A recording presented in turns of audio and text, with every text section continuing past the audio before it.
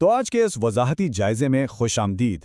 ہم روزمرہ کی بے شمار اہم خبروں کو ایک منظم اور بالکل آسان شکل میں پیش کر رہے ہیں۔ خاص طور پر علاقائی گورننس، قانون کے نفاذ اور شہری تبدیلیوں پر بات ہوگی۔ کوئی غیر ضروری بات نہیں، صرف اور صرف اصل خبریں، سیدھے پوائنٹ پر۔ چلیے بنا کسی تاخیر کے شروع کرتے ہیں۔ آج کی تمام تر صورتحال اور اہم پیش رفت کو واضح طور پر سمجھنے کے لیے ان خبروں کو 4 اہم حصوں میں بانٹ دیا گیا ہے تاکہ ہر بنیادی اپڈیٹ پر بآسانی نظر رکھی جا سکے۔ تو شروعات کرتے ہیں اپنے پہلے حصے سے، یعنی امن و امان اور جرائم، جہاں شہر بھر میں کچھ بالکل غیر متوقع اور اچانک چھاپے مارے گئے ہیں۔ ذرا اس نمبر پر غور کریں۔ سائبر آباد میں راؤڈی شیٹرز کے خلاف مہم میں اچانک 208 ایسے افراد کے ٹیسٹ کیے گئے جن پر شک تھا، اور حیرت کی بات دیکھیں، ان میں سے 88 افراد کے نتائج پازیٹیو آئے، یعنی وہ منشیات استعمال کر رہے تھے۔ قانون نافذ کرنے والے اداروں نے فوری طور پر ان کی کاؤنسلنگ شروع کر دی ہے اور نئے کیس بھی درج ہو رہے ہیں۔ اب یہ خبر سچ میں کسی سنسنی خیز فلم کے سین جیسی لگتی ہے۔ ملکوج گری کی پولیس کمشنر بی سمتی نے رات کے 3 بجے دل سکھ نگر بس اسٹیشن پر ایک عام شہری کے روپ میں خفیہ آپریشن کیا۔ اس کے نتیجے میں خواتین کو ہراساں کرنے والے 40 افراد دھرے گئے۔ یہ جہاں ایک اعلیٰ افسر کی زبردست فرض شناسی کو ظاہر کرتا ہے، وہیں مقامی پولیس پیٹرولنگ کی مجرمانہ غفلت کا بھی ایک بڑا ثبوت ہے۔ اور دوسری طرف سکندرآباد ٹاسک فورس نے ایسے 3 افراد کو گرفتار کیا ہے جو دنیا بھر میں جاری کشیدگی کا فائدہ اٹھاتے ہوئے کمرشل گیس سلنڈرز جمع کر رہے تھے۔ یہ لوگ 129 سلنڈر ذخیرہ کر کے مقامی ہوٹلوں کو بلیک مارکیٹ میں 5000 روپے تک کی بھاری قیمت پر بیچ رہے تھے۔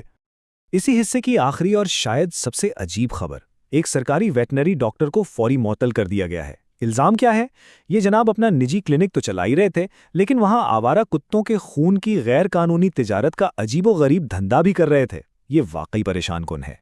چلیے اب بڑھتے ہیں اپنے دوسرے حصے کی طرف، جہاں ہم ٹرانسپورٹ اور ان شہری اپڈیٹس کی بات کریں گے جو روزمرہ کے سفر اور سہولیات پر سیدھا اثر ڈالتی ہیں۔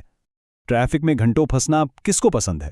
اس عام شہری پریشانی کو دیکھتے ہوئے وزیر اعلیٰ نے ڈائریکٹر جنرل آف پولیس کو سختی سے ہدایت دی ہے کہ وی آئی پی موومنٹ کے دوران عوام کو سڑکوں پر لمبا انتظار ہرگز نہ کروایا جائے۔ ویسے یہ حکم ان کے اس اہم دورے دہلی سے ٹھیک پہلے آیا جہاں وہ میٹرو فیز 2 کی منظوری کے لیے جا رہے تھے۔ موسم کے حوالے سے ایک بہت اچھی خبر ہے۔ اچانک ہونے والی تیز بارشوں نے گرمی سے جھلستے ہوئے شہر کو زبردست راحت دی ہے۔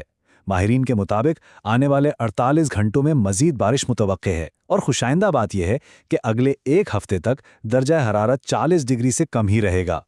ٹرانسپورٹ محکمے سے ایک ایسی خبر بھی سامنے آئی جو چہرے پر مسکراہٹ لے آتی ہے۔ ایک 7 فٹ یعنی 214 سینٹی میٹر لمبے آر ٹی سی کنڈکٹر کو، جنہیں عام بسوں کے اندر ڈیوٹی کرنے میں بہت جسمانی تکلیف کا سامنا تھا، بالآخر ہوائی اڈے کے دفتر میں گراؤنڈ پوسٹ دے دی گئی ہے۔ ایک بہترین اور انسانی ہمدردی کا فیصلہ۔ اب آتے ہیں تیسرے حصے پر، جو ڈیجیٹل گورننس اور مردم شماری کے حوالے سے ہے۔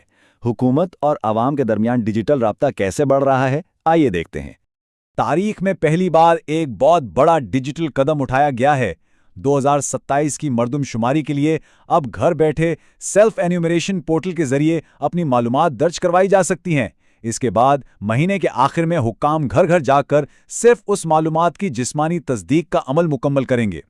سرکاری دفتروں میں چکر لگانے کا جھنجٹ اب بالکل ختم۔ مرکزی حکومت نے آدھار کارڈ میں ایڈریس اپڈیٹ کرنا بہت ہی آسان کر دیا ہے۔ اب صرف ایک سرکاری ایپ اور خاندان کے سربراہ کی تصدیق کے ذریعے محض 75 روپے کی فیس ادا کر کے یہ کام ڈیجیٹل طریقے سے ہو سکتا ہے۔ اور جب ڈیجیٹل اور جدید دور کی بات ہو تو الیکٹرک گاڑیاں کیسے پیچھے رہ سکتی ہیں؟ پیٹرول اور ڈیزل کی بڑھتی قیمتوں اور حکومتی سبسڈی کی وجہ سے الیکٹرک 2 ویلر مارکیٹ میں زبردست اچھال آیا ہے، اور اس بڑھتی ہوئی مسابقت میں ٹی وی ایس سب سے آگے نکل گیا ہے۔ اپنے چوتھے اور آخری حصے میں تعلیم، روزگار اور خطے کے نوجوانوں پر ہونے والی طویل مدتی سرمایہ کاری کا جائزہ لیتے ہیں۔